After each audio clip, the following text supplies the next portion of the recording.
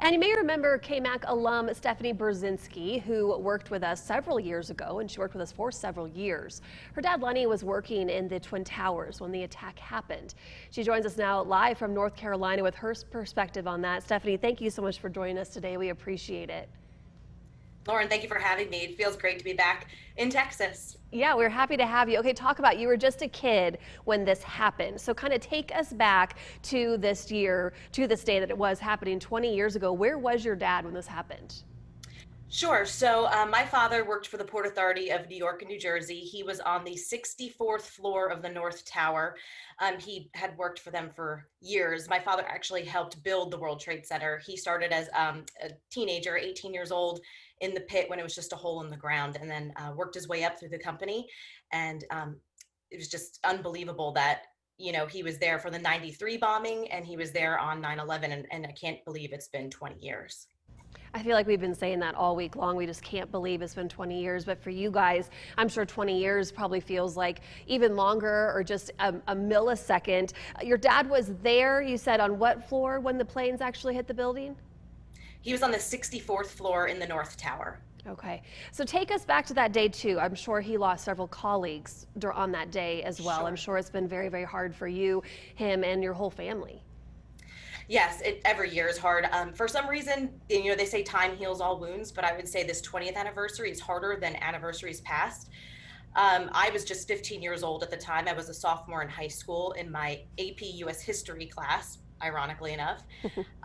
My father was on the 64th floor when the first plane hit into the North Tower, and he said the whole floor rippled, like almost like an earthquake, and people fell over, books flew off shelves, people were knocked down to the ground. And he said he knew immediately that there was no way that this was a small plane. He said he knew it was an attack. He had been through the 93 bombing, and he just had that gut feeling. He actually waited about 10 to 15 minutes before leaving the building. He cleared his corner of the tower to make sure his colleagues were out safe. Believe it or not, several of his colleagues did not make it out from the same floor. One of his colleagues, Janelle Guzman McMillan, she was actually interviewed on ABC News just recently on the anniversary. She was the last survivor pulled from the wreckage. Janelle and my dad worked together on the 64th floor. And by sheer miracle, my dad went down one stairwell, and sadly, Janelle went down another with other colleagues, and they did not make it out. And Janelle was trapped for 27 hours in the rubble. Like I said, every year you'd think it'd get easier. It doesn't. I still have that moment in time where I remember hearing my mother collapse to the ground as we watched the towers fall on TV. And I didn't realize it at the time, but my whole family, my uncles and cousins, they were starting to plan my father's funeral. And I was just in a state of shock. And my mom was obviously in a state of shock as well, because we thought we were witnessing the last we would see of him. That's so heartbreaking. I can't imagine just the emotions that this day brings and the emotions you were feeling that day, not knowing if he was okay or not. Talk about 2015, you guys got to go there, go to ground zero for the first time since the attack.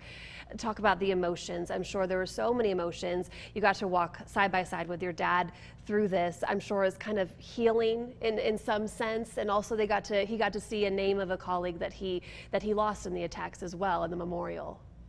Yes, Margaret Benson, that was one of his colleagues who did not make it out of 9/11. He lost more than 30 friends and colleagues on that day.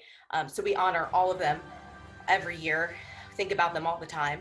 Pat Hoey was another dear colleague and family friend, and my father actually met him on the ground floor as he was on his way out. And he said, "Pat, do you want me to stay behind and help?" And Pat told him, "No, go on, you need to get out of here."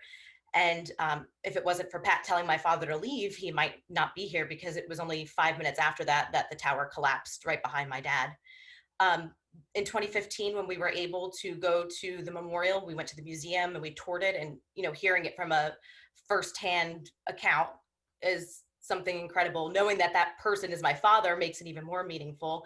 And I think the most special moment of that trip back to the Freedom Tower was when we went all the way to the top. And if you ever get a chance to experience it, I recommend everybody do, but go to the top of the Freedom Tower. It's beautiful the way it's displayed, and they unveil the skyline. And that was my father's first time back to the very top of the World Trade Center.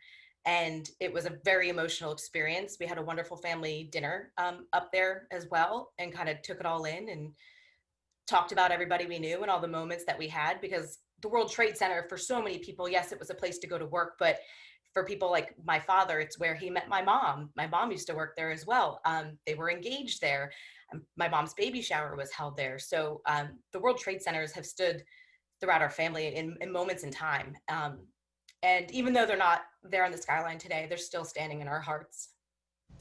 Stephanie, thank you so much for taking the time. I know this is tough to talk about. We appreciate you sharing your father's story, and we're so happy that he is here today and you guys get to